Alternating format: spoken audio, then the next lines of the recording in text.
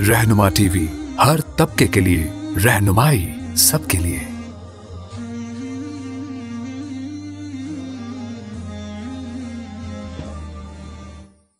अस्सलाम वालेकुम जवाद साहब।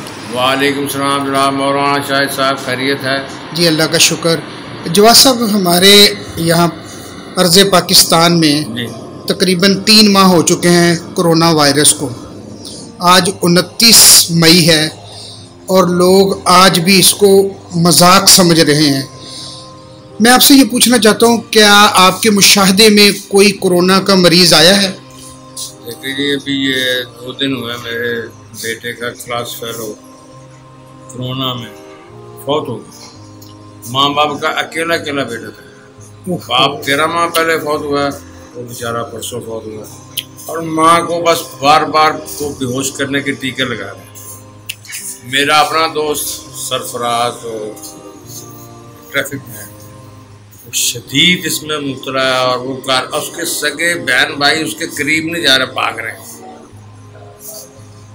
आज इस मस्जिद में जुमा पड़ा, वहाँ एक लड़का रो रहा था। मैंने कहा क्या हुआ? तो कह रहा जी मेरा भाई कोरोना में।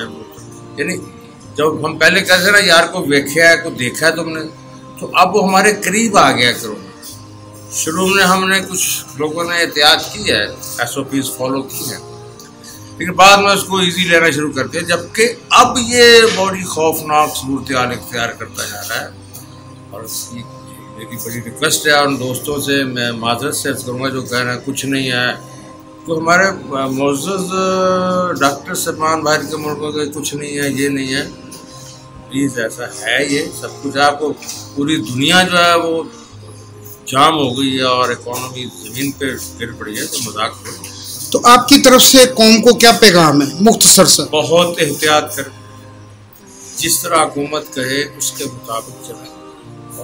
ठीक है, हमारे हुकूमत से इख्तलाफ होंगे, अपनी जगह पे होंगे, लेकिन इस मामले में हम इकट्ठे हैं और अल्लाह इस मर्ज़ को, इस मूज़ी मर्ज़ को जल्द अज जल्द यहाँ से पूरी दुनिया से ख़त्म करें।